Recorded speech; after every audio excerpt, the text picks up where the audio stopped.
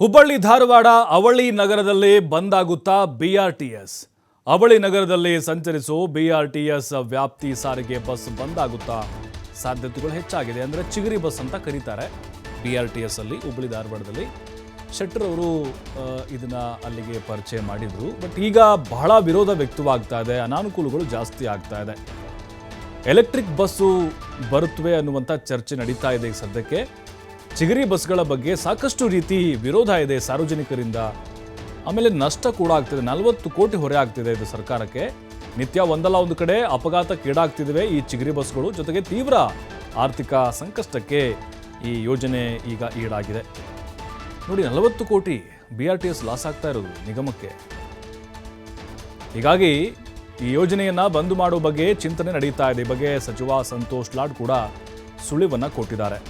Electric bus ಬಂದರೆ ಬಹಳ ಅನುಕೂಲ ಆಗುತ್ತೆ, ಪರಿಸರ ಮಾಲಿನ್ಯ ಆಗೋದಿಲ್ಲ, ಜೊತೆಗೆ ಜನರಿಗೆ ಅನುಕೂಲ ಆಗುತ್ತೆ, ಸಾಕಷ್ಟು ಬೆನಿಫಿಟ್ಸ್ ಇದ್ದಾವೆ ಅನ್ನೋದು.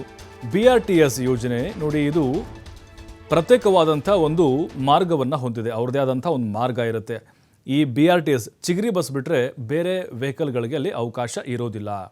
ಈಗ ಎಲೆಕ್ಟ್ರಿಕ್ ಬಸ್ಸನ್ನು ತಂದುಬಿಟ್ರೆ ನಾವು ನೋಡ್ತಾ ಇದ್ದೀವಿ ಬೆಂಗಳೂರಿನಲ್ಲಿ ಯಾವ ರೀತಿ ಪ್ರಯಾಣಿಕರಿಗೆ ಅನುಕೂಲ ಆಗಿದೆ ಮತ್ತು ಪರಿಸರ ಸ್ನೇಹಿ ಬಸ್ಗಳಾಗಿರೋದ್ರಿಂದಾಗಿ ಆ ಭಾಗದ ಜನರು ಕೂಡ ಇದನ್ನು ಇಷ್ಟಪಡ್ಬೋದು ಅಂತ. ಅದರಲ್ಲೂ ಮುಖ್ಯವಾಗಿ ಆರ್ಥಿಕವಾಗಿ ಬಹಳ ಹೊರೆ ಆಗ್ತಾ ಇದೆ ನಿಗಮಕ್ಕೆ, 40 ಕೋಟಿ ಲಾಸ್ ಆಗ್ತಾ ಇರೋದು.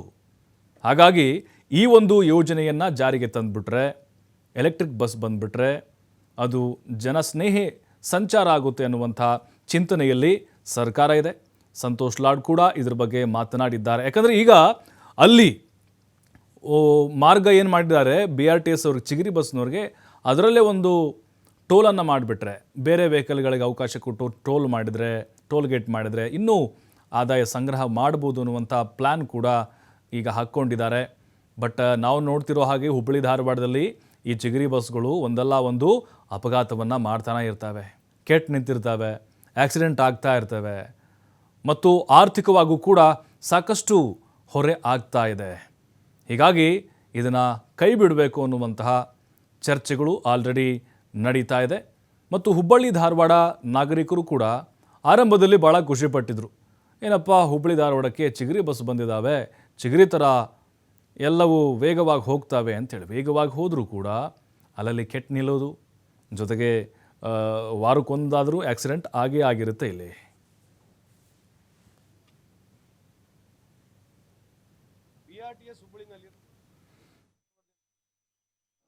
ಅದಕ್ಕೆ ಪ್ರಾಬ್ಲಮ್ ಇದೆ ಅಂತ ಹೇಳಿ ಭಾಳಷ್ಟು ಜನರು ಭಾಳ ವರ್ಷದಿಂದ ಇದು ನಮ್ದು ಹೋರಾಟ ಇದೆ.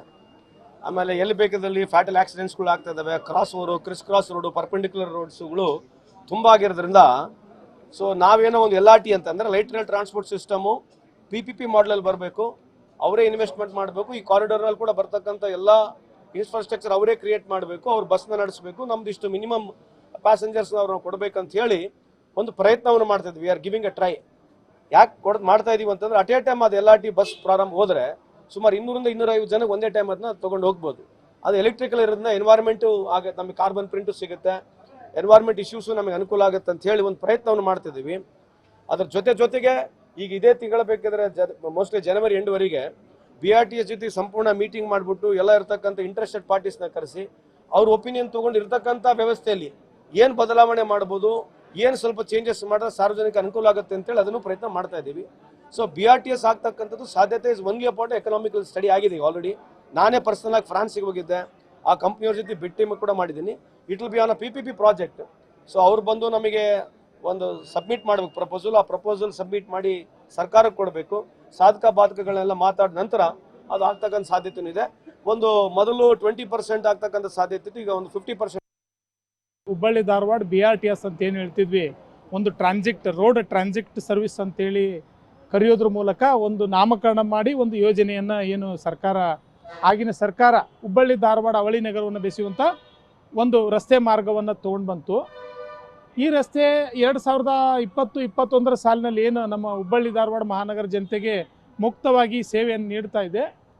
ಆ ಸಂದರ್ಭದಲ್ಲಿ ನೀಡಿದಂಥ ಸೇವೆ ಇವತ್ತಿನ ದಿವಸ ಕೇವಲ 4 ವರ್ಷದಲ್ಲಿ ಸಾಕಷ್ಟು ಅನಾನುಕೂಲತೆಯನ್ನು ಸಾರ್ವಜನಿಕರು ಸಂಚಾರದಲ್ಲಿ ಅನುಭವಿಸುವಂಥ ಪರಿಸ್ಥಿತಿ ಇವತ್ತಿನ ದಿವಸ ಬಂದೋಗಿದೆ.